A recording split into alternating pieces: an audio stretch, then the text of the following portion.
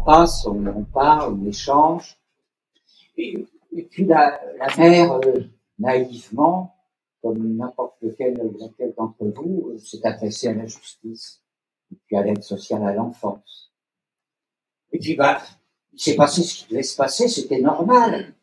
Elle s'est retrouvée en prison. Parce que c'est comme ça que ça se passe, hein. Une mère de famille qui dit, j'ai un petit souci, on l'envoie en prison. Alors effectivement, cette femme s'est retrouvée en prison, c'était en décembre 2006. Je vous passe les détails de différents épisodes, parce que j'en ai tout ce que je raconte là dans l'instant, mais peu importe. Et puis un matin, nous nous sommes retrouvés avec un collègue, un ancien gendarme,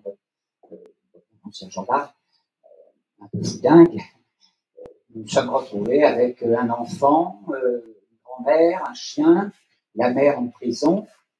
Alors, je suis allé poser le nom chez une vieille amie qui s'appelle Martine Bouillon, que vous avez pu voir dans le film Les Survivants. C'est une procureure en retraite aujourd'hui, qui était apparue au début des années 2000 dans un film d'Élise Lucet, Le viol d'enfant attend la fin du silence.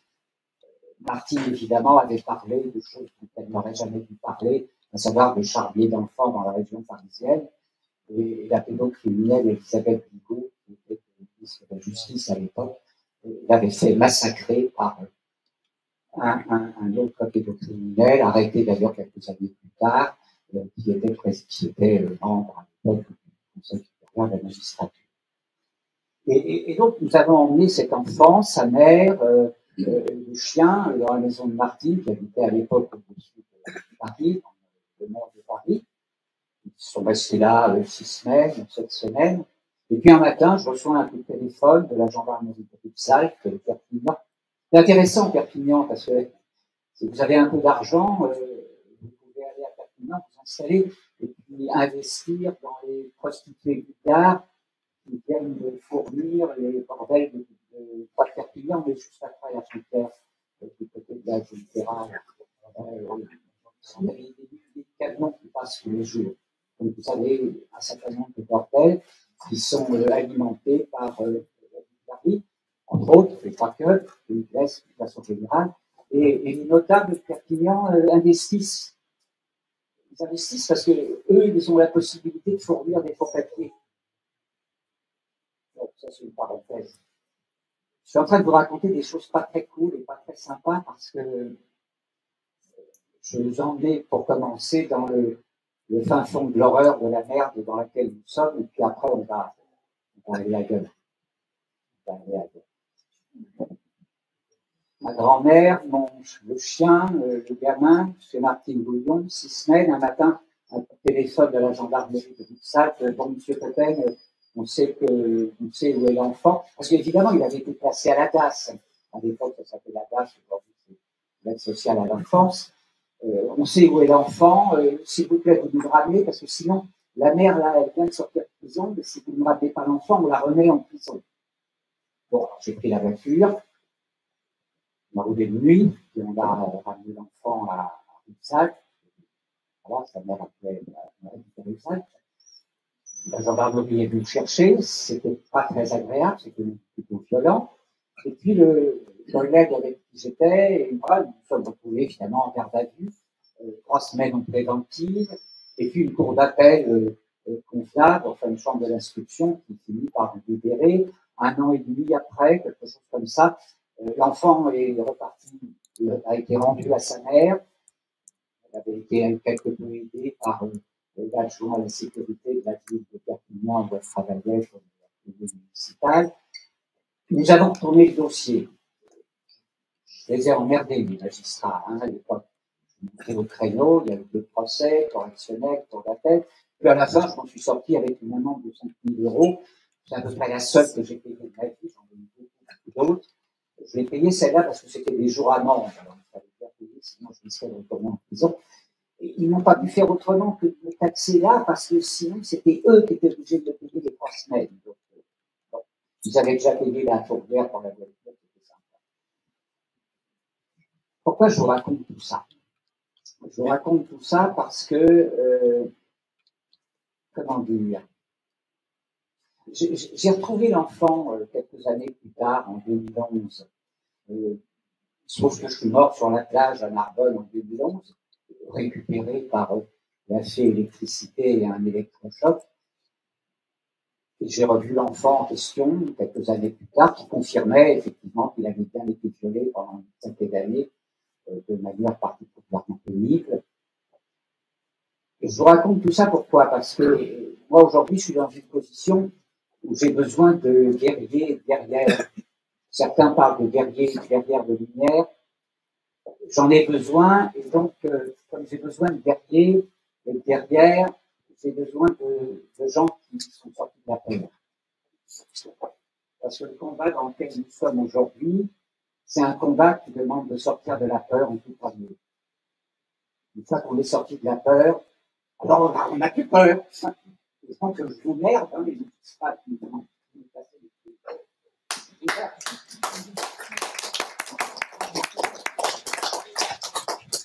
Bon.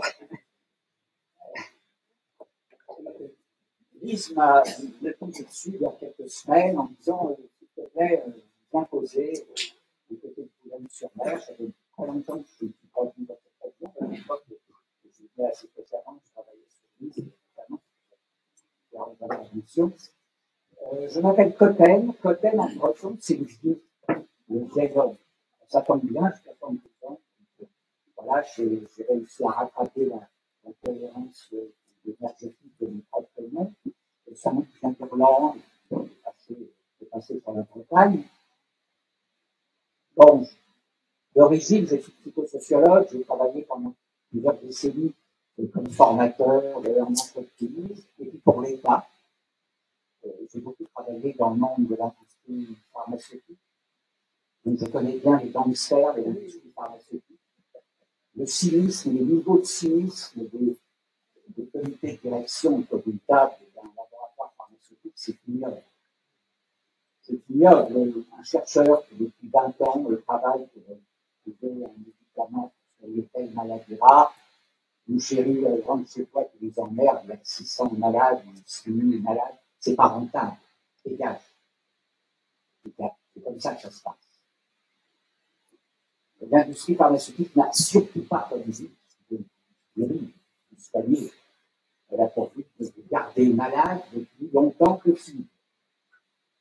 Donc, on médicalise à outrance la grossesse, on médicalise à outrance la ménopause, et puis on fabrique à la fin des cadavres chauds.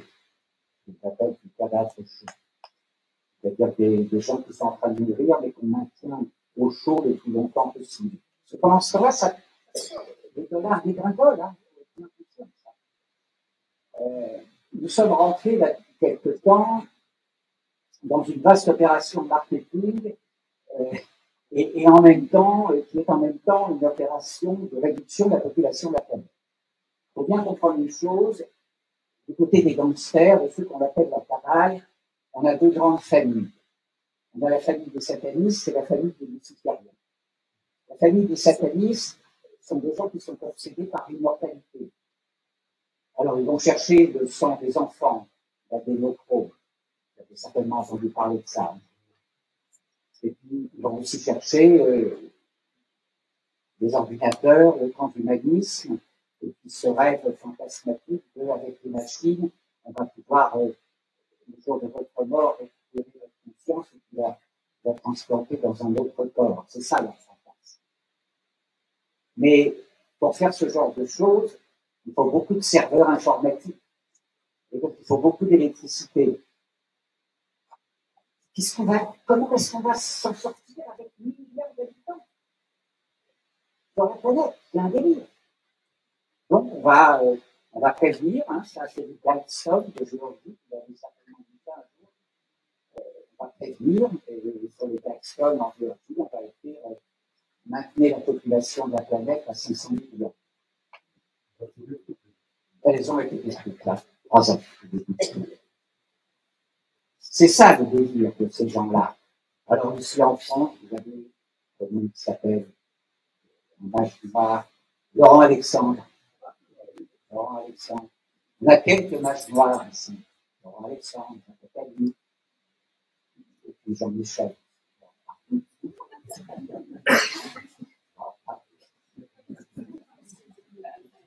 Et puis d'autre côté, on a ceux que d'autres, comme moi, appellent des psychiatriens, qui eux ont compris qu'ils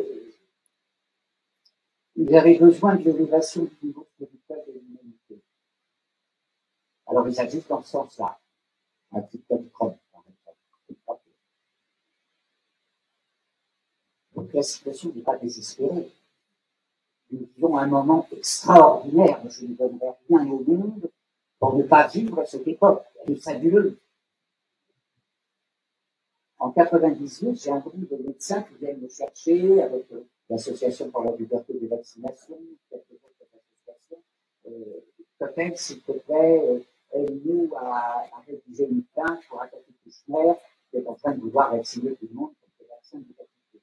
Alors, c'est ce qu'on a fait. Je vous explique que, de par mon expérience de formateur en entreprise et pour l'État, j'avais appris à parler juridique.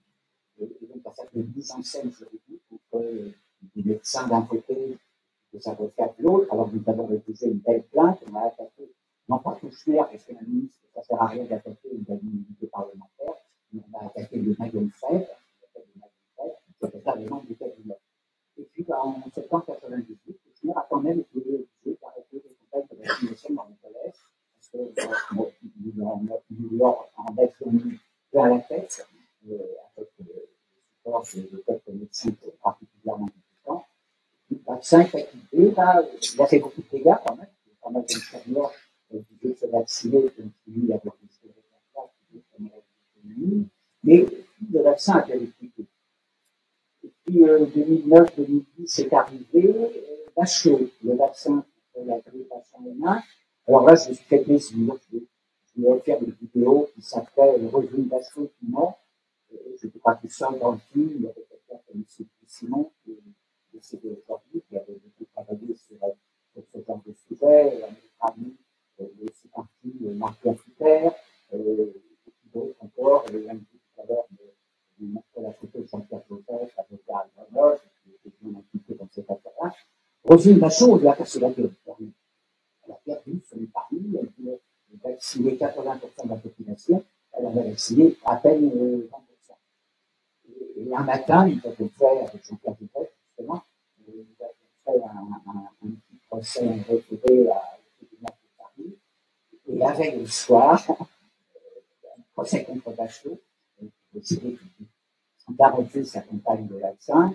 Et la veille au soir, elle a annoncé qu'elle annulait la moitié de ses commandes de vaccins.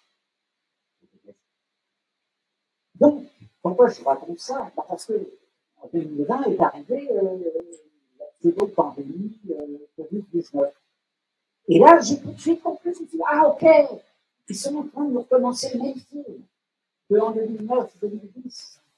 Sauf que cette fois-ci, ils la font 10 fois plus, 100 fois plus de moyens à un niveau international. Et là, j'ai dit à tout mon entourage, donc, ok, ils sont en train de lancer une arme biologique, ils vont en lancer une deuxième derrière avec les vaccins, mais nous allons les planter.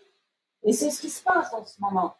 C'est fini le film du vaccin. Des types comme Michel Simès, il va finir aux îles Kerguelen.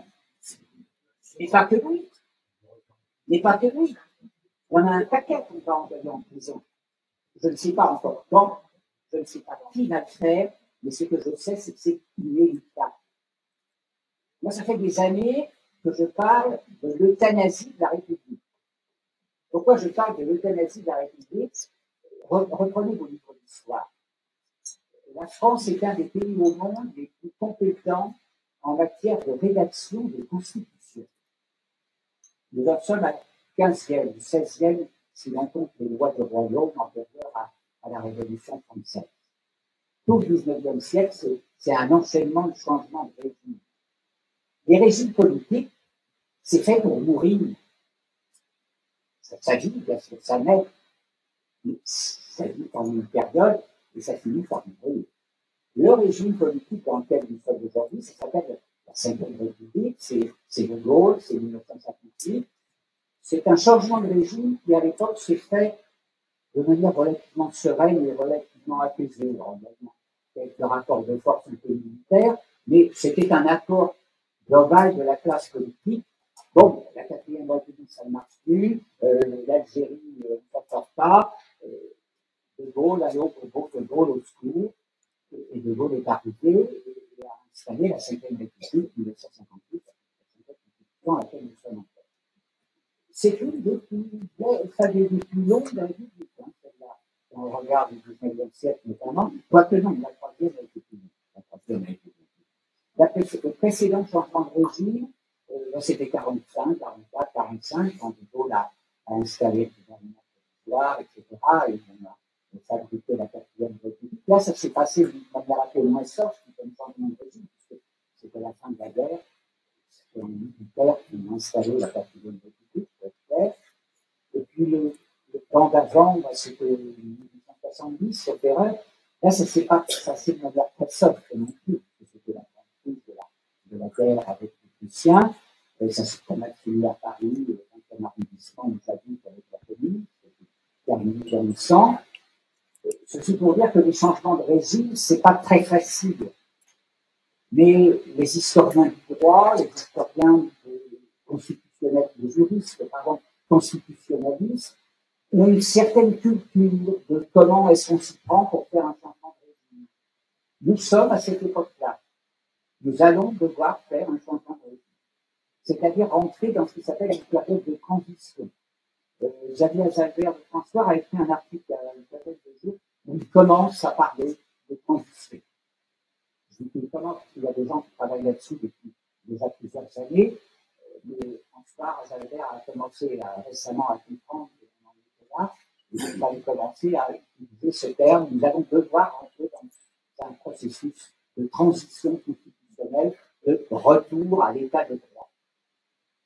Retour à l'état de droit, pourquoi? Parce que le 4 février 2008, c'est important que je vous explique ça et que vous compreniez bien, le 4 février 2008, nous avons vécu un viol de Marianne en Réunion. Le viol de Marianne en Réunion, le 4 février 2008, ça veut dire quoi? Ça veut dire que Sarkozy a signé le 13 décembre 2007 à Lisbonne un traité, le traité de Lisbonne. Ce traité de Lisbonne, c'était un copier-coller du traité de Rome II qui nous avait été présenté à l'occasion d'un référendum, le tout dernier référendum de la 5e République, en 2005, le 29 mai 2005. Et 57% d'entre nous ont dit non, on n'en veut pas. On n'en veut pas parce que perte de souveraineté de la France par rapport à l'Europe. Mais ça n'a pas empêché Giscard d'Estaing, qui l'a avoué d'ailleurs un peu plus tard dans le célèbre article du Monde, ça n'a pas empêché Giscard d'Estaing de faire une nouvelle version du traité de Rome II, auquel nous avions dit non, pour lui vendre le traité de Lisbonne, signé en décembre 2007. Mais un traité, une fois signé par un chef d'État, doit être ratifié. Alors, il fallait le faire ratifier, mais on n'allait pas recommencer un référendum, parce qu'on savait bien que les Français allaient répondre non. Donc, plutôt que de recommencer un référendum, eh bien, on a envoyé les parlementaires dans la salle des congrès du château de Versailles. Ils sont rentrés par la cour des princes. Et puis là, ils se sont réunis à 700, 800, 900, et ils ont commis un viol, ce qui s'appelle un viol en réunion, et que moi j'appelle donc le viol de Marianne. Et donc là, nous avons un coup d'État. Sarkozy et la classe politique dans son ensemble a commis ce qui s'appelle en français dans le texte un coup d'État. Donc on va leur en faire un autre dans ce sens. Hein.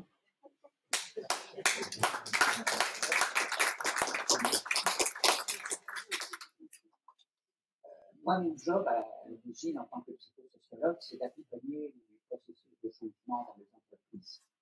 J'ai travaillé dans les entreprises, je ne vais pas les citer, peu importe le détail, j'ai travaillé aussi pour l'État. Et puis un jour, je me suis fâché avec ce que j'appelle les petits convertis. Les petits convertis, c'est les gamins qui sortent de l'ENA, qui s'appellent grave, parce qu'ils fait l'ENA. Nous sommes l'élite de mes fesses. Ouais.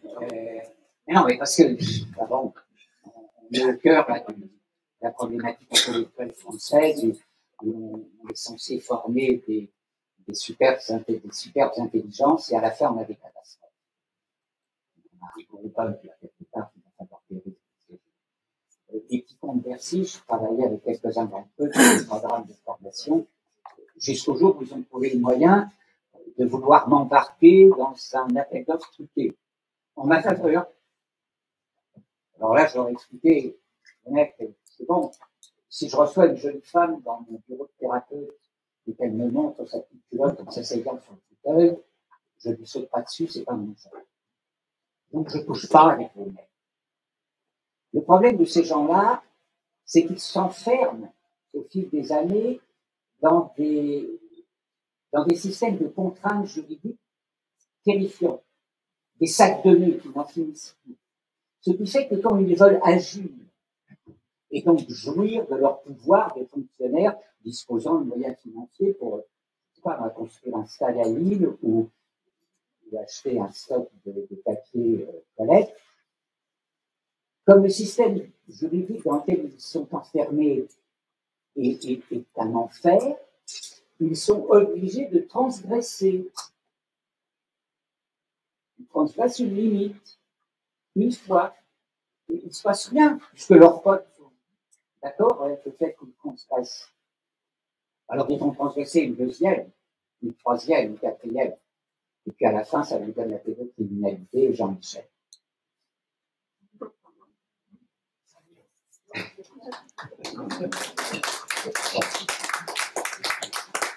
Merci de votre énergie parce que c'est encore plus en forme. Oui, c'est important parce qu'on a pris l'habitude, beaucoup d'entre nous, on a pris l'habitude de travailler en visioconférence. C'est assez magique parce que ça permet de parler avec les gens ou ailleurs, la France, mais on perd une dimension majeure avec les visioconférences, qui est la dimension de l'énergie. Et le fait de se réunir à 60, 70 pièces, c'est un égrégore énergétique. Et ça, c'est important de le faire parce que derrière, ça donne de l'énergie pour agir en nous. L'été dernier, c'était en juin, je serais un peu l'heure parce que je me suis engagé auprès de mes camarades à ne pas dépasser l'heure. À quelle heure on a démarré? 6h30. Hein? Ouais. Oui, non, ben, moi, il faut que je m'arrête. Je vais laisser un peu de place à François. Non, mais tu peux faire des pauses aussi. Oui, on fera une pause. Vers le mois de juin dernier, proche du procès de Natacha Ray et Amandine Roy. Natacha s'est embarquée du côté de Caen, condamnée. François en parlera mieux que moi tout à l'heure, puisque c'est son avocat qui connaît évidemment plein de dossiers. Au mois de juin dernier, 17e chambre correctionnelle du tribunal judiciaire de Paris, c'est une chambre que j'affectionne particulièrement, c'est la chambre de la presse. C'est une chambre d'intello, très maçonnique. Je les aime beaucoup parce que c'est un endroit un peu magique, la 17e. On ne risque pas grand-chose, à part des amendes, mais ça on s'en fiche, parce que de toute façon, il y a des moyens de ne pas les payer. Et je les pratique depuis 25 ans, à peu près 25-30 ans. J'ai fait plus de 15 fois avec 17e chambre correctionnelle. Je n'ai jamais payé plus des amendes qui étaient utilisées. C'est une chambre intéressante parce que lorsque l'on met sur la place publique un dossier un peu plus belle, j'ai eu l'occasion d'en mettre un certain nombre, les poursuivis en diffamation, parce qu'évidemment, on n'est pas toujours très gentil quand je mets sur la place publique un dossier comme celui de l'ordre du Temple solaire, j'explique qu'un certain Charles Pasqua est milieu jusqu'au bout dans les massacres de l'ordre du Temple solaire dans le territoire de 95, juste avant la mort de Mitterrand. Quand j'écris ce genre de choses, il y a des gens qui m'en veulent, des poursuites en diffamation. Et l'intérêt de la 17e, c'est qu'on peut mettre sur la place publique une poubelle. Des poubelles que moi j'appelle les poubelles d'État, qui en général sont pleines de sang et d'argent. Et donc, j'ai une grande affection pour la 17e. Et là, je rencontre cette énergie humaine que je connais depuis 20 ans, qui est une tête brûlée, qui s'appelle François Langlehan, et qui lui aussi connaît bien la 17e et les problématiques de diffamation, et qui défend Natacha Ray en compagnie de Maud Marian, qui est l'avocate d'Amandine Roy. Et du coup, je commence à écouter un peu le dossier, à m'y intéresser. Alors, j'avais bien entendu Natacha Ray chez Amandine Roy, un an avant, peut-être, comme ça, parler de ses découvertes concernant Jean-Michel, Brigitte. Et moi, je ne parle pas de Brigitte parce que Brigitte, elle a disparu depuis pas où elle est morte, 7 ans, 6 ans, 7 ans, 35 ans, avec différentes hypothèses, mais je parle de Jean-Michel. Le problème, c'est pas Brigitte, c'est Jean-Michel.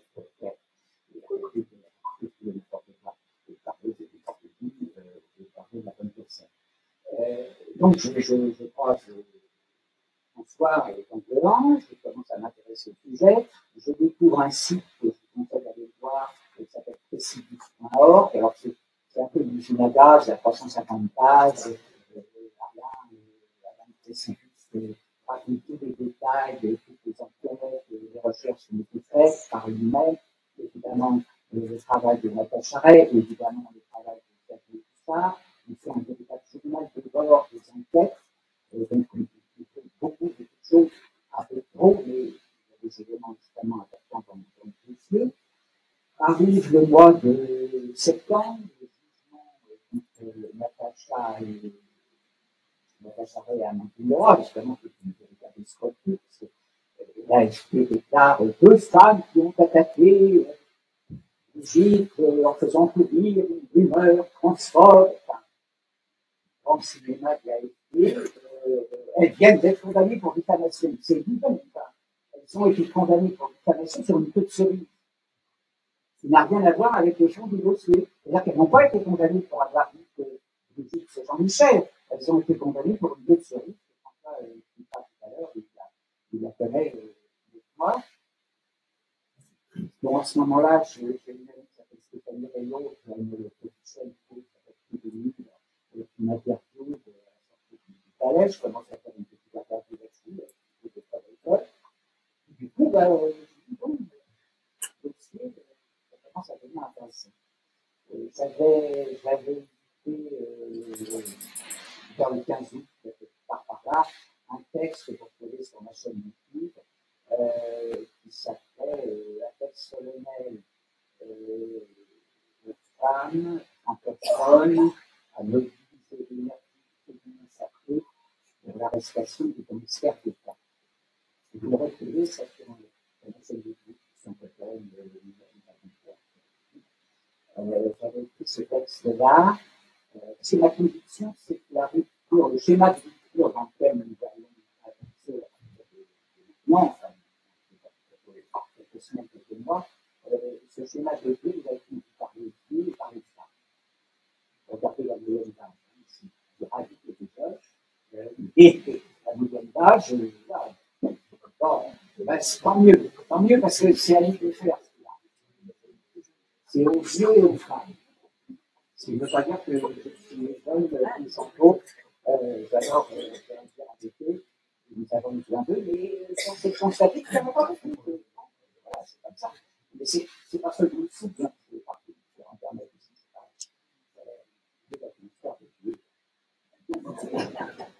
vous savez, chez le singe, les guerres entre mâles et femmes, ce sont des guerres entre les deux mâles. Et là, on est en une guerre entre deux mâles. Alors, chez les singes, ils sont beaucoup plus intelligents que nous. Quand les vieux mâles finissent de se battre et qu'il y en a un qui a perdu, ils s'enculent. Nous, on se tue. Bon. On a peut-être un truc à apprendre, mais c'était ça.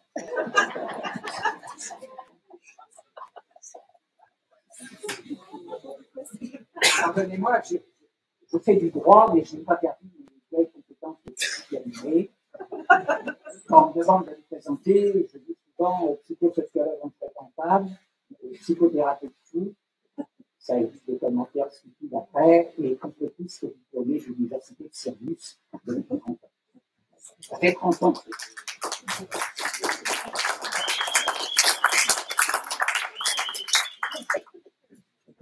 J'en arrive à ce côté, à septembre, le procès.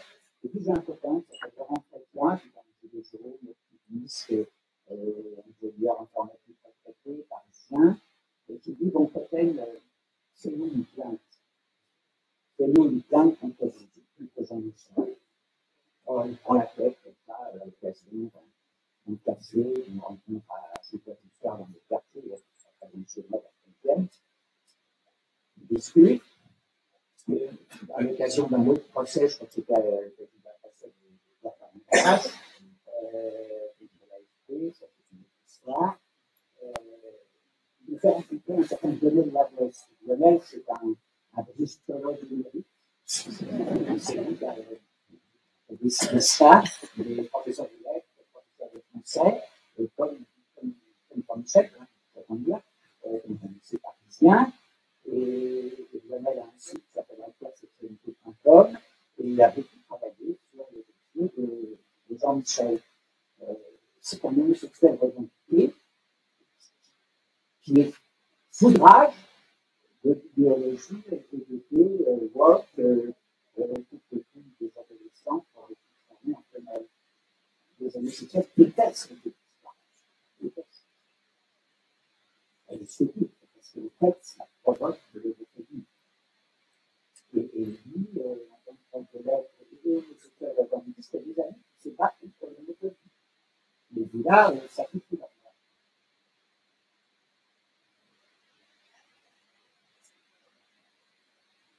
Tout à l'heure, François me disait une chose que j'ai vécue dans l'histoire des couples mobiles et psychopathes, comme je disais aujourd'hui, couples mobiles et psychopathes.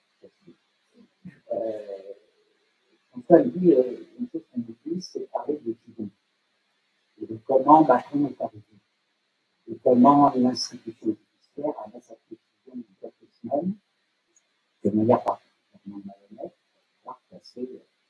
pour pouvoir casser Macron. Je mets ça dans la fin de la tête des prochaines années. Septembre, octobre, novembre, le papa continue à me dire papa, une plainte, je m'informe, j'ai lu le procédure, je regarde un peu de presse avec les documents, et puis je le demande à mes ans, je veux bien vouloir me donner le texte du cas. Ce qu'ils font aimablement, ça fait 25 ans que j'écris, et quand j'ai besoin d'écrire quelque chose, je mijote pendant quelques jours, quelques heures, quelques jours, quelques semaines, et puis un soir, je demande à mon oncle écrivain, conférencier, de bien pouvoir me donner le texte que j'ai à écrire, et puis je leur mets matin, je me mets dans l'ordinateur, et ça vient tout seul, et je crois moi j'aurais dit chez plainte que certains d'entre vous ont pu voir, j'ai fait une vidéo, sur Internet. Je téléphone à un vieux pote qui s'appelle Philippe Fortabat-Labati. Alors lui, c'est un avocat foudingue, il travaille exclusivement avec les avocats foudingues, sinon c'est pas gérable. C'est comme avec... Vous savez, les avocats, c'est la même chose que les médecins. Ils sont pris au piège d'un conseil de l'ordre. Moi, en tant que psychosociologue, je n'appartiens à rien. Je suis un homme libre, souverain, indépendantiste forcené. Je ne suis même pas rentré dans une loge maçonnique, alors qu'on m'a proposé 15 fois. Je n'appartiens à aucune église, à aucune secte, même si on m'a collé des étiquettes de merde sur le dos pour me faire faire. Je suis un avocat est tout sauf un homme libre. Un médecin est tout sauf un homme libre. Un médecin qui soigne, il se retrouve exclu. Le Gaillet qui vient de décéder, on parlait hier, c'est très... Perron, il a échappé parce qu'il est un peu protégé par le chiffre 33. Mais c'est bien pareil. Mais, bah oui, regardez les filles de ces livres, 33. C'est des comme ça. Certains connaissent. Mais bon, il y a un médecin qui se pouvait exclure, et donc je connais de très près, Jean-Philippe Cabrel, parce qu'il soit et un avocat qui défend correctement un client, ben, il se fait taper dessus à un moment. Ou alors il faut qu'il demande l'autorisation de. Quand j'ai rédigé la plainte, je téléphone à Philippe Fortava. Alors, on est tous les deux de deux cultures radicalement différentes. Moi, j'ai été élevé dans une famille à moitié gaulliste, à moitié communiste. Je suis passé dans l'univers des trotskistes à une époque. J'ai abandonné ça lorsque j'ai compris que c'était pas, on ne pouvait pas avoir la même cour au niveau intellectuel. Et puis surtout, parce que les trotskistes, j'ai découvert ça après, étaient financés par la CIA, ce qui est assez intéressant. Donc, je suis sorti de tout ça, puis je suis allé faire de la psychologie, histoire de m'armer pour plus tard faire un peu de politique. Ça fonctionne bien, merci. Je suis allé motiver en quelque sorte. Hein. Et Fortava, lui, il est catho chez catho.com, il est plutôt du côté militaire, il a une culture de militaire, et puis il a été douanier. On a des cultures totalement opposées et on est totalement complices. Donc, je lui téléphone, je dis Philippe, ça fait 30 ans qu'on se connaît, 25-30 ans, on a fait différents coups ensemble sur différents dossiers. Philippe, je prépare une plainte contre Jean-Michel. T'inquiète pas, tu as ma signature et mon papier à enquête sur ton ordinateur, prépare ce qu'il faut, je te suis, il n'y a aucun problème. On verra les problèmes d'argent un peu plus tard. On va faire une période, qui va permettre de t'aider de te rémunérer correctement. Il y a un de ses potes avocat italien. Pourquoi on a embarqué un avocat italien? C'est pour avoir le plaisir de dire aux douaniers de l'instruction, ce qu'on a fait d'ailleurs récemment. Ma chérie, n'oublie pas qu'il y a du droit européen. En termes de droit européen, j'ai droit à un procès équitable devant un tribunal impartial. Mais pour avoir droit à un procès équitable devant un tribunal impartial, il faut que j'accède au tribunal. Et dans le cas d'espèce de la plainte contre Michel, j'ai besoin d'un juge d'instruction. Donc, si tu ne me nommes pas de juge d'instruction, je vais t'exploser la tête à la Cour européenne des droits de l'homme. Donc, s'il te plaît, tu vas faire un contrôle de conventionnalité, ça s'appelle comme ça en droit, c'est-à-dire que tu vas aller vérifier si un éventuel refus de nommer un juge d'instruction serait bien conforme à la Convention européenne des droits de l'homme. Ça, ce courrier-là, je l'ai traduit en italien et on l'a envoyé au nom de Fabrizio Lucera Giampaolo, qui est avocat à Rome, à Turin et en plus en Espagne. Philippe Fortava avec lui est lui aussi inscrit au barreau de Saint-Sébastien en Espagne, ce qui le protège d'une éventuelle répression du barreau de Paris. Il faut jouer un peu avec le système, hein, quand on veut être efficace. Et donc, vers le 10 décembre, mon ordinateur me sert la plainte en question. On discute avec les copains, est-ce qu'on attend la nomination, enfin l'investiture de Trump pour la sortir ou pas? Et puis je dis non, elle est prête, les anges me l'ont donnée, on a changé 3 mots avec Philippe Fortava, là-dessus, on la dépose, ça tombe bien, vendredi 13. Vendredi 13, je vais à la poste le jeudi soir pour être sûr que ça parte le lendemain matin, et le tribunal reçoit la lettre recommandée en paquet, ils ne reçoivent tellement tous les jours que la poste leur donne un paquet. La signature arrive le 17 décembre, la signature de la poste, enfin l'accusé de réception. Le tribunal signe le 17 décembre. Et le 1er janvier, je terminais la fête du 31, je me réveillais tranquillement, Philippe Fortava me téléphone en me disant on vient de recevoir l'enregistrement de ta plainte. Wow. Le 30 décembre. C'est-à-dire qu'en plein Noël, entre Noël et le jour de l'an, le greffe du secrétariat du doyen donne un numéro à la plainte et nous envoie l'enregistrement de la plainte. Et là, on commence à se dire, ah, ça devient intéressant. Ça devient intéressant parce que un doyen peut fermer la porte. C'est-à-dire que vous faites une plainte mal ficelée, Bon, là, on a fait une plainte au doyen. Il faut comprendre, il faut savoir une chose. Si on vous vole votre portefeuille, vous ne pouvez pas aller faire une plainte avec constitution de partie civile devant le doyen, parce que c'est un délit, c'est pas un crime. Pour pouvoir aller directement devant le doyen sans passer par le procureur, on doit poursuivre pour crime. Or, dans ma plainte, j'ai quelques crimes. À partir du moment où j'ai quelques crimes, je vais vous détailler un petit peu ça, prenez bien, je peux aller directement au doyen, sans passer par la case procureur. C'est une question de stratégie juridique, je préfère. Si j'étais allé directement au procureur, j'étais tranquille, c'était au panier en 15 jours.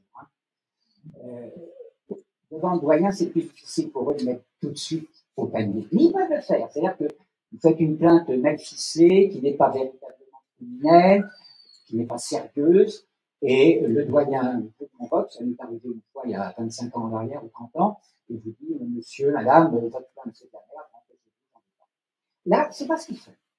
En moins de 15 jours, ils enregistrent. Ok, on note. Et puis l'après-midi, j'ai un pote qui me téléphone, juriste, historien du droit, des constitutions et des régimes de transition, et qui me dit, tu sais, ta plainte, là, c'est pas mal. On vient de me dire, par des circuits d'information discrets, on vient de me dire qu'elle intéresse certaines loges. Ah ouais? Ah ouais. Bah oui, parce que tu sais, il y a des loges en France qui sont très attachées à la République en tablier, celles qu'ils ont instaurées il y a un peu plus de siècles. Et ils y tiennent mordicus, ils n'ont aucune envie qu'elle disparaisse, cette République-là. Et les conneries du gamin, elles sont en train de mettre la République en danger. Alors ta plainte les intéresse. Ça s'appelle instrumentaliser un opposant. Un opposant dans un régime totalitaire où soit on lui écrase la tête à tout talon, modèle de Réveaudois, Boulin, de Grossouvre, Balavoine et quelques autres, la liste en tête, on a un certain nombre, soit on les instrumentalise. Ça m'était déjà arrivé en 2002, si vous vous en souvenez, une affaire de Schuller, où j'ai monté une opération de communication dans mon cours avec un gamin de 20 ans qui avait rencontré, qui avait fini en larmes devant le café que je offrais, en me disant mon père est un gangster, de Schuller, député maire de Clichy, impliqué jusqu'au cou dans des affaires de corruption autour de la ville de Paris. De Paris, que c'est rare. Mais Schuller, c'était Chili et Luxembourg. Mon père est un gangster, je veux qu'il entre en prison avec passeport. Et donc, on a monté une opération de com avec un journaliste, Bernard Nicolas, notamment plus. Et puis, c'est devenu une affaire avec Marie Laforêt, avec la planète, en Suisse à l'époque. On a monté cette opération de com. Et à l'époque, évidemment, j'ai provoqué des détestations et des haines féroces de certains groupes, pour ne pas les nommer, mais c'est des gens qui m'ont aidé à l'intérieur du système, sans que je sache. Et là, je fais l'hypothèse que ça va se passer à peu près de la même manière. On va voir, j'en sais rien. C'est mon hypothèse. Le 13 janvier, Philippe reçoit un autre courrier tout à fait intéressant. Cette fois-ci, c'est une ordonnance de constatation de dépôt d'une plainte à la constitution participative française, signée par le doyen de l'instruction. Je trouve que c'est une doyenne, Madame Meyer Fabre, avec le numéro de dossier d'instruction, plus le numéro du parquet. Et là, je dis, bon, quelle est notre c'est pas mal. Ils sont en train de jouer le jeu. Jusqu'où vont-ils le jouer, je ne sais pas. Mais pour l'instant, ils le jouent. Le 4 février, je reçois, ça c'est la cerise sur le gâteau, je reçois une décision d'accord d'aide juridictionnelle. Bon, il faut que je des revenus très modestes que j'ai retraités. Et du coup, j'ai le seuil le plus bas, 25% d'aide juridictionnelle. C'est pas le problème de l'argent pour moi. De toute façon, collecte des fonds très gentiment et va permettre de financer les avocats. Mais c'est un message. C'est un message parce que le garçon qui signe la décision de démissionnaire, c'est un magistrat. Et le magistrat, il ne peut avoir de décision que lorsqu'il considère qu'une plainte est sérieuse et a des chances raisonnables de prospérer, comme disent les juristes. Donc, on reçoit ce message-là. Je me dis, bon, ok, prenons note. Quelques jours après, on reçoit une demande d'information complémentaire lui demandant en faire de justifier l'intérêt à agir. Alors, je vais vous dire justement quel est l'intérêt à agir. Cette plainte, c'est une plainte pénale, c'est une plainte complexe parce qu'il y a dedans des gens qu'il va falloir identifier, du côté notamment des fonctionnaires. Quels sont les motifs? On a vu, il y a deux motifs. Le premier motif, c'est l'usurpation d'identité. Alors, on leur répond sur Internet, ouais, je n'ai pas la preuve, machin, facile, là. Vous voyez, on a les preuves. On a, par exemple, une comparaison des voix. Il faut comprendre qu'une voix, c'est encore plus précis qu'une empreinte digitale. La NSA, aux États-Unis, National Security, travaille avec des logiciels de reconnaissance vocale pour identifier les gangsters qui suivent, enfin, les mafieux, terroristes, peu importe, qu'ils suivent avec leurs appareils de détection diverses et variées. La reconnaissance vocale, c'est plus fort qu'une empreinte digitale. En 1977, sur Antenne 2, un journaliste interviewe deux transsexuels, l'un qui s'appelle Véronica, l'un qui s'appelle Véronica, et quelqu'un, à un moment, alors je ne sais pas, c'est pas Natacha Rey, je crois pas, mais je ne sais pas qui a eu cette idée-là, je pense que c'est un correspondant de l'Alliance de Cébus, quelqu'un qui reste anonyme, a eu l'idée de comparer cette voix de Véronique avec celle de Jean-Michel, se faisant appeler Bill. Je trouverai ça sur Précipice.org, il y a beaucoup de vidéos qui prennent un peu partout sur Internet. À l'oreille, on l'entend. À l'oreille, on l'entend.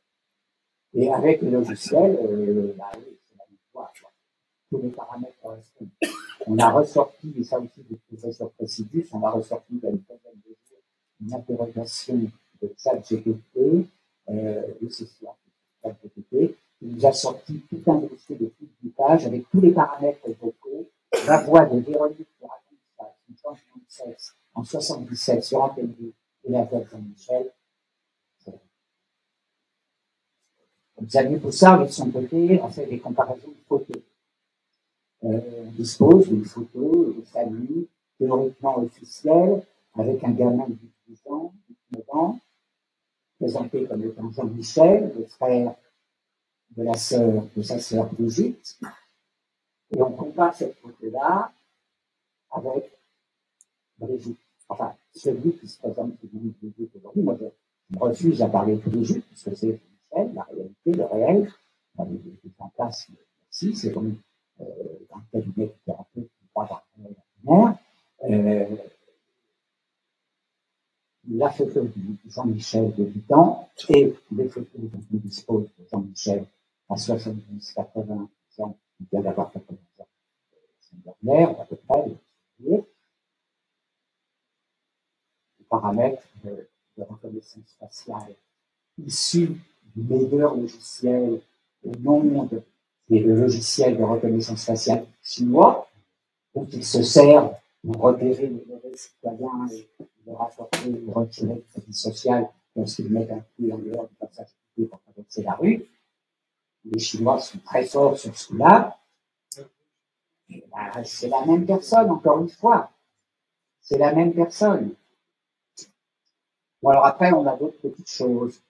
Je suis allé rechercher un garçon qui vit aujourd'hui à Bangkok, qui est parti dans la méditation bouddhiste, qui était travesti sur les trottoirs à Lyon en 94-95, qui à l'époque allait dans une association caritative de distribution de préservatifs, de gel, de café sur les trottoirs en Genève pour les prostituées et les travestis, et qui à l'époque a rencontré LGBT, sexuels, qui venaient promouvoir des opérations pour les travestis. Et qui se faisait appeler, enfin, qui était appelé Zizi. Bon, les travestis lui répondaient non merci, nous on se déguise en femme pour faire de l'argent, mais on n'a pas l'intention de se faire tuer. Donc, ça ne fonctionnait pas. Le garçon que j'ai interviewé, Stéphane de Charnage, on a interviewé avec Philippe Carvalho, il trouvait sur une petite vidéo, une dizaine de minutes, le garçon était comme Philippe, il est sincère, il est simple, je ne partage pas de jugement, et ce qu'il dit, c'est très simple. J'ai rencontré ce transsexuel à Lyon en 1995, et quand je l'ai vu, comme du président de la République, je l'ai reconnu. Je l'ai reconnu. Moi, je l'ai reconnu.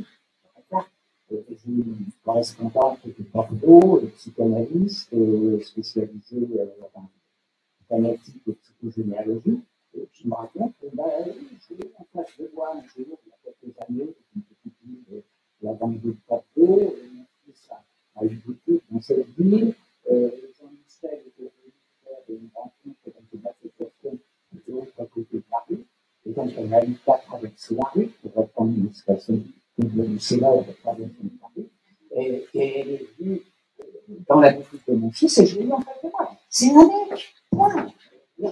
C'est gros comme une maison, quoi. Il ne faut pas avoir vécu à Paris Casse-Fichu pour ne pas reconnaître un imbécile à 7 heures du matin, pour rentre chez lui après avoir passé la nuit au coin du vol. Bon, ça se voit, quoi. Il marche, la carrure, etc. Cette femme dont je parle, elle dit non. C'est évident que c'est un homme, il n'y a pas photo. Il n'y a vraiment pas photo. Bon, puis après, on a des gags. On a les seins qui tombent. Hein. Une robe blanche, des seins, et puis 5 cm, et puis cm un costume gris à rayures. On a aussi un sein qui est quasiment sur le bras. Et puis on a cette fameuse photo que tout le monde a vue à peu près, du maillot de bain de l'homme, la photo du maillot de bain. On a un appareil génital, c'est pas une couche. Et puis on a des lapsus aussi. Ah oui, non, autre chose. Un des derniers témoignages que j'aime beaucoup, regardez, écoutez sur YouTube, on a un site Twitter. Si vous voulez suivre un peu ce qui se passe sur PC, connectez-vous sur Twitter. Un peu sur YouTube, je publie des trucs sur YouTube, mais l'essentiel c'est sur Twitter, parce que je n'ai pas le temps d'être partout. Donc je suis sur Twitter, je suis monté sur YouTube, un petit peu sur TikTok, maintenant, parce que je manipule moins facilement. S'il vous plaît. Vous avez aussi www.cartefrance.fr. C'est un site pour les remises à jour de tout le monde. Impossible. Je me prête. Et donc, vous avez le témoignage d'une femme qui s'appelle Alexandra Brazanville. Il se trouve que cette femme est née XXY, avec un peu trop de masculin. Mais ce n'est pas une transsexuelle, c'est une hermaphrodite de naissance, qui a été suivie pendant 18 ans jusqu'à l'âge adulte, et qui après a fait l'objet d'une vaginoplastie, ça s'appelle comme ça, pour la recaler. Alors, elle n'a pas de virus, elle ne peut pas en santé, mais c'est une femme. Et qui a suivi la sécurité sociale pendant 20 ans? Françoise Noguès-Macron, la mère de Macron. Bon, moi, je veux bien croire au hasard. Hein. Mais le hasard a quand même comme caractéristique principale pour ne pas en être un. Alors, on a dit, je disais tout à l'heure, on a des lapsus, ouais, ça ressemble à ça. On a une histoire un peu amusante. 2018, Mimi Marchand, qui est la grande prêtresse de la communication pour Jean-Michel, en 2018, Mimi Marchand se fait virer de l'Élysée parce qu'elle a plein de casseroles. C'est une espèce de gangster mondaine, on fiche un peu, mais elle a tellement de casseroles que le couple Macron décide de la virer de l'Élysée. Donc elle avait son canapé et ses enfants. Et donc, elle se venge. Et en 2019, Closer sort une photo de Jean-Michel Brigitte sortant de l'hôpital de Neuilly. Et dans l'article, le journaliste ne cite pas le chirurgien qui a opéré, mais il cite une phrase que le chirurgien prononce fréquemment, dès qu'il en a l'occasion. Cette phrase, c'est « faire de la femme argile idéale », issu d'un poème de Victor Hugo. Alors Xavier Poussard s'aperçoit de ça, et il fouille, il regarde un petit peu, et il s'aperçoit que le chirurgien qui prononce régulièrement cette phrase s'appelle Patrick Buy, B-U-I. C'est un, je crois, vietnamien d'origine. Patrick Buy, on le retrouve en photo à côté de Jean-Michel Brigitte. Et puis à côté encore, ça c'est des photos qui sont sur Internet, à côté encore, on a la sœur de Patrick Buy, qui se trouve comme par hasard, hein, toujours les hasards, des coïncidences bizarres, qui se trouve être la femme qui a fabriqué la robe de mariée de Jean-Michel Brigitte. Bon. Et Xavier Poussard dit, Patrick Buy, faire de la femme argile idéale, chirurgien, c'est un des meilleurs chirurgiens du monde en matière de féminisation des visages. C'est pas coupe zizi, hein, c'est féminisation des visages. C'est pas les mêmes chirurgiens. Les coupes zizi, c'est les barbares, ceux-là, ils vont vraiment finir en tôle un de ces 4 matins. C'est clair. Féminisation du visage, c'est plus soft déjà. Et alors, la femme dont je parlais tout à l'heure, Alexandra Brazinville, va voir un jour ce chirurgien. Elle va le voir et lui dit, est-ce que vous voulez me féminiser un peu le visage? Il lui dit, non, vous êtes une femme, c'est pas vrai, vous féminiser. Et puis elle le revoit un autre jour, dans une autre occasion, une montagne, dans le cocktail montagne parisien. Ah, vous avez plutôt bien réussi la féminisation de Madame Jean-Michel Brigitte. Ah ouais, je suis plutôt content, ouais. Je comprends pas. Moi, j'ai dit que ça servait à rien de féminiser le visage d'une femme. Réfléchissez, madame, réfléchissez. Vous avez compris? Il y a la petite vidéo d'Alexandra sur mon fil Twitter où elle raconte ça. Alors, il y a des gens qui me disent non, un chirurgien n'aurait jamais dit ça. Ouais. Un chirurgien, il est très fier d'avoir réussi quelque chose. Et donc, il en parle. Même si c'est de manière tortueuse, discrète, allégorique ou métaphorique, il dit sans dire tout en disant, il ne le dit pas. Bon, on a une blague. Et puis, on a des sortes de lapsus, c'est-à-dire, vous savez, quand un enfant met la main dans le pot de confiture et qu'il se fait prendre. Non, j'ai pas mis la main dans le pot de confiture. D'ailleurs, il n'y a pas de confiture dans le pot. D'ailleurs, il n'y a pas de pot. Et moi, j'ai pas de nom. Et un enfant est capable de s'enfermer pendant des semaines, des jours, des heures, des semaines, peut-être, dans un mensonge à propos de pot de confiture. Mais aucun être humain ne peut mentir tout le temps à tout le monde. Ça marche pas. Vous avez vu? Ah oui. Mais oui, c'est évident. Le mensonge, ça marche pas. Ben non, au bout d'un moment, ça s'arrête. Parce qu'il y a de la culpabilité derrière, parce que vous avez des criminels qui laissent des traces. Et quelque part, ils laissent des traces volontaires, parce qu'il y a une partie d'eux qui est tellement mal qu'elle se dit, il va falloir que je me fasse quand même prendre. On est dans ce genre de scénario. Il faut bien comprendre une chose, c'est que moi, je me contrefiche de savoir qui couche avec qui dans quelle position. Les êtres humains, comme un grand nombre de mammifères, sont naturellement bisexuels. Après, il y a des choix qui se font, qui ne se font pas, mais le réel oblige à constater que l'homosexualité, c'est dans toutes les cultures, dans toutes les époques, etc. etc.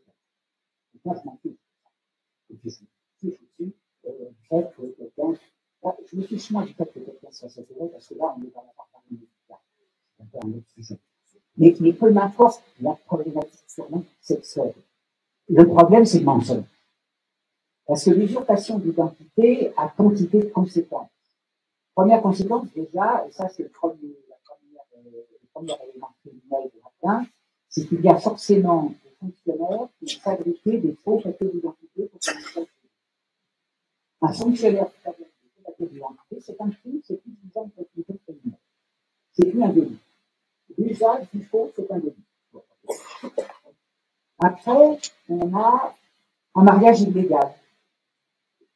Parce que 2007, la date de leur mariage, où on a une pièce montée avec deux corps tout en haut, un petit détail anecdotique, et mariage illégal, parce que le mariage pour tous entre des personnes du même sexe, c'est 2013, c'est pas 2007. Donc le mariage, formellement, il est nu et non avenu.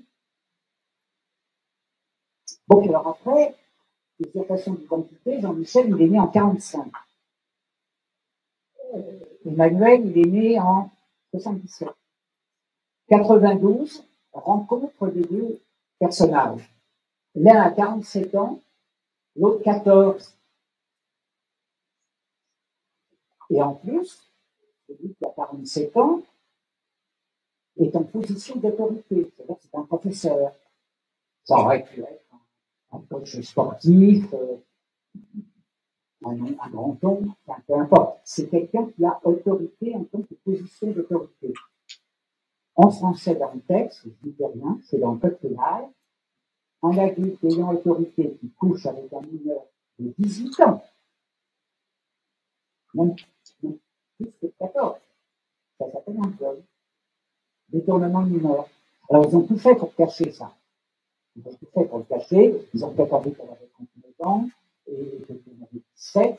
Et fondamentalement, juridiquement, ça ne change rien, en réalité. Donc, à un moment, il va falloir traiter ce dossier. Alors, évidemment, en tant que plaignant, je ne suis pas concerné, évidemment, personne n'est concerné. Mais là où nous sommes tous concernés, c'est que nous avons été roulés dans la farine en tant qu'électeurs,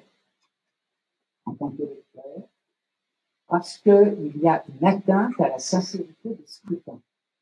Qu'est-ce que ça veut dire? Ça veut dire que de vous présenter aux élections municipales, dans votre village, commune, et vous prétendez que vous êtes enseignant à l'éducation nationale.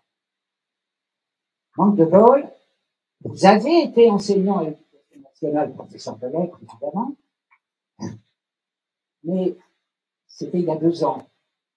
Aujourd'hui, au moment de l'élection, vous êtes devenu agent immobilier. Le Conseil d'État va juste dire élection annulée. Donc, qu'est-ce qui s'est passé en 2017? Une fois le dossier Fillon évacué, je ne suis pas partisan de Fillon, mais il y a eu une arnaque, là. Il y a eu une grosse arnaque en montage, avec la traite de la Charrière, qui est le copain de Jean-Michel Brigitte. On ne va pas retenir de ce détail-là. Qu'est-ce qui s'est passé en 2007? On nous a vendu, à force de couverture de Paris Match, Closer, Gala et tout ce genre de journaux, de magazines, on nous a vendu une magnifique histoire romantico-littéraire, pourquoi pas philosophique, d'une belle enseignante de théâtre, particulièrement sexy, qui faisait vendre tous les adolescents du collège ou du lycée. Bullshit. On a l'histoire de pédocriminel de 47 ans qui met la main sur un gamin de 14 ans, une petite fille de 14 ans, si elle s'embarquait avec un prof de 47, il se passe quelque chose, c'est clair. C'est une gamine, c'est un gamin, 14 ans, même 15, emprise sur un gamin mineur par un adulte pédocriminel de 47 ans à la place d'une histoire romantico-littéraire, d'une belle histoire d'amour. Donc là, on est dans l'arnaque. On est dans la tromperie de 48 millions d'électeurs. Parce que si on avait su ça, est-ce qu'il aurait eu ces 20% de voix au premier tour avec l'aide de Bayrou, autre protecteur d'un lycée, collège de pédocriminels particulièrement compétent? C'est ça qui est intéressant dans cette histoire, c'est qu'on est en train de monter tout en haut de la pyramide du mensonge et du crime organisé. Pour tenir les politiques, pour que les marionnettistes, c'est-à-dire, en gros, on va résumer ça comme ça, les mafias financières internationales, pour tenir les politiques, pour que les politiques prennent des bonnes décisions, qui les avantagent eux, il faut les tenir. C'est ce que j'appelle le modèle Epstein. Comment est-ce qu'on tient un politique? On les tient par deux choses, la queue et les narines. Vous avez compris? Et évidemment, Emmanuel, on tient par la queue et les narines, évidemment. Mais c'est pas que lui. Il n'y a pas que lui. C'est pas par hasard si on a d'autres transsexuels à la tête d'un certain nombre d'États. Michel Obama, sauf que Michel Obama, il n'y a pas une histoire de mineur. Donc, ça passe très bien. Le modèle Epstein, c'est quoi? Imaginez un petit instant que vous êtes élu, nommé, désigné, je ne sais pas, un ministre demain, version, j'en sais rien, colo, communiste, plutôt ultra droite, je m'en fiche. Vous êtes élu ministre, et vous emmerdez le monde. Vous emmerdez le monde, et puis vous partez faire une conférence à Rome, et puis vous arrivez dans votre hôtel, et puis dans la chambre de l'hôtel, il y a une Roumaine de 12 ans qui vous dit, monsieur, je suis là pour te faire une vie, et si je la fais pas, quand je sors, je meurs. C'est comme ça que ça se passe. Bon. Alors, qu'est-ce qu'on fait de tout ça? J'en suis dans le délit et le crime, j'en suis au également mineur. Derrière ça, on a parlé du mariage, on a parlé des promenades mineurs. Derrière ça, j'ai une fonction. Plus d'1 million de frais comprenant les esclaves.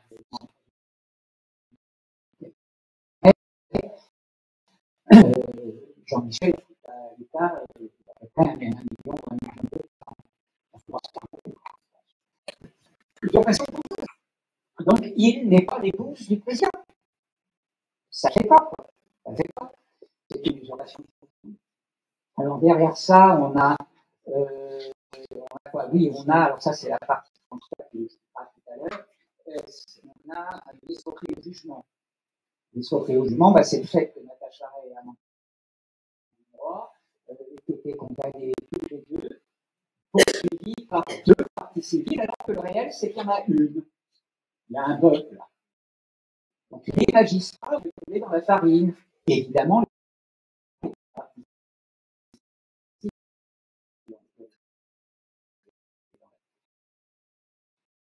Pardon, ça, les parties civiles.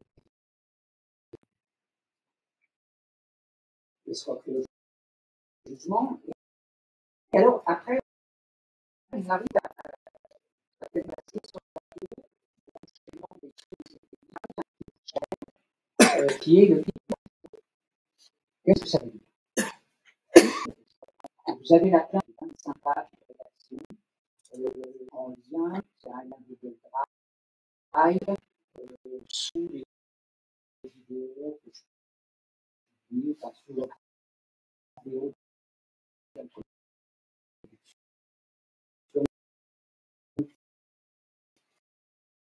qui est sur Twitter, sur Twitter, vous avez le lien vers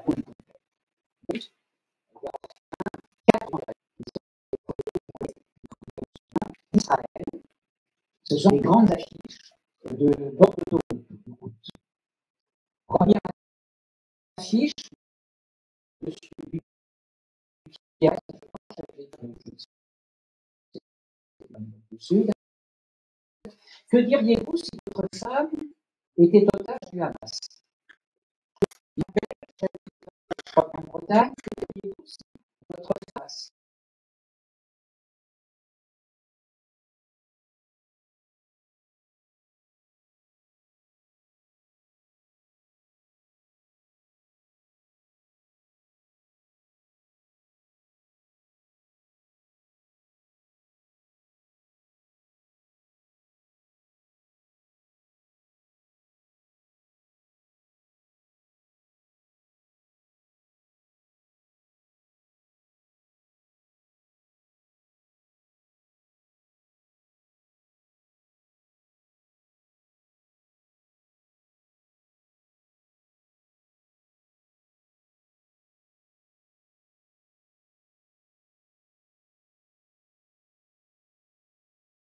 réfléchi, comprenez, les États-Unis, la Russie, Israël n'ont pas signé la convention de création de la Cour pénale internationale. Donc, le Premier ministre israélien peut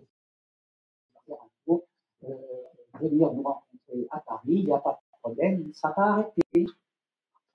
Alors, est-ce qu'il y a eu un coup de fil entre les deux? J'en suis même pas sûr, hein, parce que dans ce genre de situation, comme tout le monde sait que je sais, que tu sais, que je sais, que tu sais, que tu sais, on n'a même pas besoin de se téléphoner. Ça, c'est les intérêts fondamentaux de la nation, hein, clairement. Le Maroc, il n'y a pas très longtemps, a obtenu de Macron la reconnaissance de la souveraineté du Maroc sur le Sahara occidental. Alors que le droit international dit non, non, Sahara occidental, le droit des peuples à disposer d'eux-mêmes, c'est pas grave. On piétine le droit international pour faire plaisir à la pression du Maroc. L'Algérie, ça se très bien aussi. Jean-Michel Couzy avait dit ah, je voudrais visiter, j'ai des souvenirs. Bingo.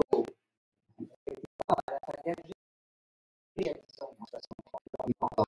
Par contre, Jean-Michel, lui, il est sa fiche de recensement en 63. Donc, ça, c'est lapsus. Pas aller à Alger. Normalement, elle a Alger son propre délégation. Les Algériens, ça. Donc, les Algériens peuvent envoyer Macron autant qu'ils veulent, tranquille. C'est ce qu'ils font. Plusieurs fois, les gens qui s'énervent là-dessus. Les Algériens bon, ça, c'est des exemples. Les Chinois connaissent le dossier, les Russes connaissent le dossier, Trump s'amuse. Bon, et puis soutien pour SOS, qui va faire un très beau documentaire pendant quelques semaines, vers la fin, elle a publié le livre, ça monte bien dans les ventes de livres, ça lui pousse à sortir son tas. Il a sorti son livre. Il s'est passé un gag hier avant-hier, l'imprimeur qui devait imprimer le livre était comme auteur, a dit on n'imprime pas parce que c'est pas bien pour votre image. On va enfoirer. Je suis un coup de fil, formidable, c'est banal. Et donc, du coup, Xavier fait imprimer par Amazon. Ça part aux États-Unis, c'est imprimé aux États-Unis au lieu d'être imprimé en France. Bon, petit détail.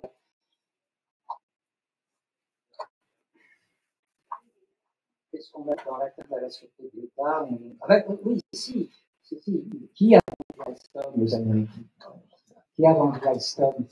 Or, Alstom est un fournisseur de l'armée française. Seul, hein. Il y en a d'autres qui ont été vendus. Et qui a fait ça, à part celui que je ne nomme pas,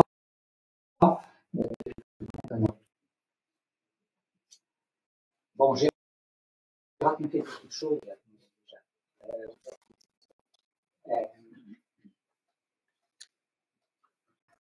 Oui, j'ai fait le tour.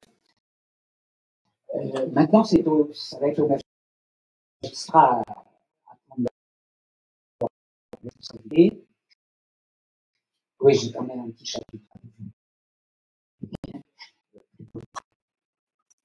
À quoi tout ça va servir? À quoi tout ça va servir?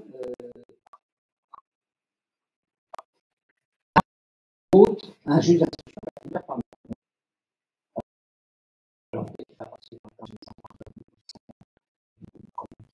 par quelques années sans arrière. Je vais raconter certains dossiers d'ailleurs avec des moments dans son cours. Forcément, j'ai pas un juge d'instruction. Je vais venir à un extrême. Autre chose, les magistrats font partie de ce qui s'appelle la fonction sacerdotale. Les élus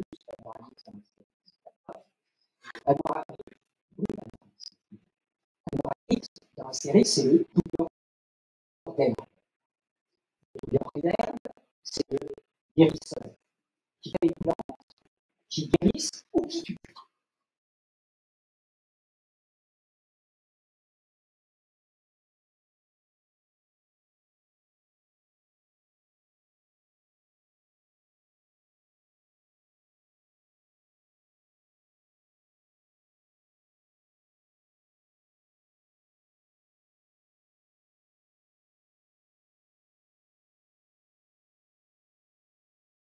Des femmes avorteuses, guérisseuses, accoucheuses, à qui on a volé la fonction médicale, enfin les hommes ont volé la fonction médicale à la fin du Moyen-Âge pour la transformer en business.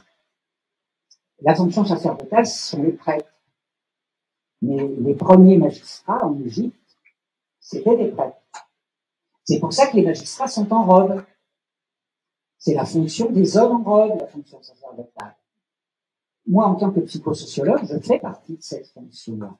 Comme les psychanalystes, comme les médecins, eux aussi sont en robe blanche. Les médecins sont en robe blanche. Comme les magistrats et les juristes, ils sont en robe noire. Moi, je fais partie de la fonction sacerdotale. Donc, toi, petit juge d'instruction du tribunal judiciaire de Paris, soit tu assumes tes responsabilités, soit je te pourris la vie pendant 25 ans. J'ai les moyens de le faire, il y a plein de médias que le dossier intéresse. Je ne savais pas le 13 décembre à quel point la médiatisation de cette plainte allait se faire. Mais ça a été magique, ça a été extrêmement rapide. On a évalué autrefois, en regardant TikTok, Twitter, YouTube, les reprises qui ont été faites, les shorts, comme on dit, les résumés rapides. J'estime très raisonnablement, sans exagérer, que j'ai au moins 5 millions de Français qui ont connaissance du dépôt de cette plainte. Ça commence à devenir intéressant. Et si les magistrats qui sont en face de moi ne jouent pas le jeu, je leur explose la tête, y compris jusqu'à la Cour européenne des droits de l'homme, pendant toutes les années nécessaires. C'est un grand père breton, hein, et l'autre il est andalou. Et si vous avez lu Ernest Hemingway pour qu'il sonne le plat, il raconte une coupe très amusante des Espagnols pendant la guerre d'Espagne lorsqu'ils attaquent en Libye. Il dit El Cojones avant de faire manger. Donc moi j'ai gardé l'énergie de mon grand-père espagnol, aussi par ma mère. Et, il y en a plus. En plus, j'ai l'énergie des Bretons de d'écouter la rappel aussi, c'est des activités.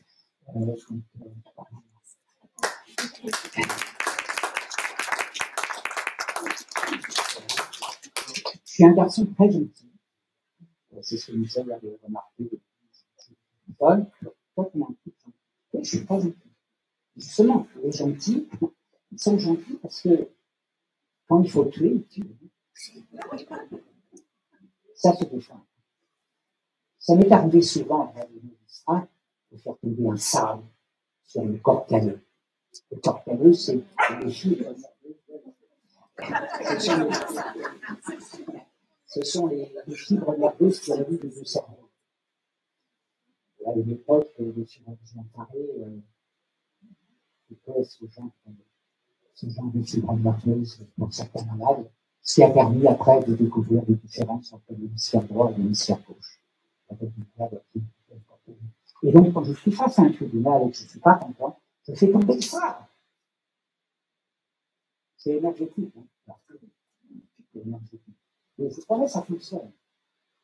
Parce que les magistrats, ils sont nuls, souvent. C'est pour ça que tout à l'heure, je disais que j'avais besoin de guerriers et de guerrières qui ont dépassé la peur. Parce que c'est la clé. C'est vraiment la clé. Pourquoi est-ce que quantité de gens se sont pas vaccinés par peur? Pourquoi est-ce que nous avons accepté les confinements, les masques, les chasse à l'homme, les plages, les forêts, les constitutionnels, la communauté de fer, et qu'on avait enlevé le masque par peur? La clé de la sauvegarde, c'est la peur. C'est le dépassement de la peur et la sortie, c'est l'amour.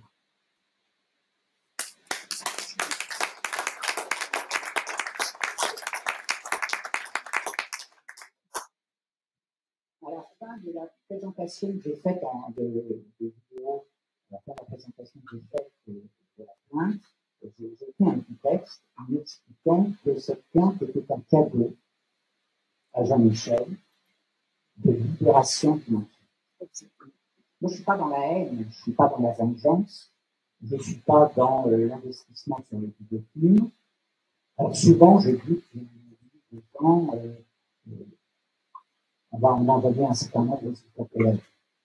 Si le CAPLM, c'est tout en bas, tout en bas du globe, à côté de l'Antarctique, et c'est pas cher. Il y a juste une station scientifique, le fait que 15 jours en bateau, de la Réunion, arriver, ça fait un peu joli bail. Moins agréable que la Guyane, certes. Bon. Mais fondamentalement, je ne suis pas dans la vengeance, je suis plus dans le pardon. Le pardon, ça permet la rédemption. Parce que si vous pouvez punir un démon, une fois qu'il est monté à l'étage au-dessus, il continue le job. Il ne faut pas se lever. Il continue le job. Et les démons, ce n'est pas la solution. La solution, c'est de les aider à s'y mettre. C'est arrivé vers la jour de catholique, pour expliquer le fait qu'on n'a pas du pardon. Parce que l'Église catholique survend le pardon, mais elle ne donne pas la méthode de là. Là, si vous avez des gens qui doivent être profondément, libérez-vous en travaillant le pardon, et en travaillant le pardon, c'est très simple. Qu'est-ce que j'ai appris et qu'est-ce que j'ai trouvé en moi comme force, comme ressource, grâce à ce sale connard qui m'a piétiné pendant des années. J'ai survécu. Donc si vous avez survécu en position de victime, sortez de la position de victime et trouvez l'apprentissage que vous avez fait dans le piétinement violent de telle personne à votre égard, vous en retenez à votre père, votre épouse, votre femme, votre premier amant, votre première maîtresse, que c'est encore. Et pardonner, ça veut dire quoi? Ça veut dire que je te remercie de m'avoir écrasé, parce que grâce à toi, j'ai appris ça et ça. Donc ça peut demander à la personne, parce que j'en fais pas mal. Je vous donne juste un résumé synthétique de votre point. Mais la puissance de l'amour, elle commence avec le pardon. Et c'est la puissance de l'amour qui va nous sortir de la vie. Et pas autre chose.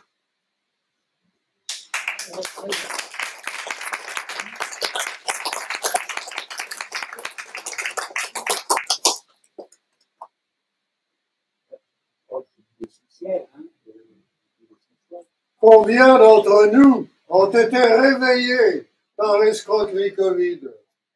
Merci l'escroquerie Covid. Merci.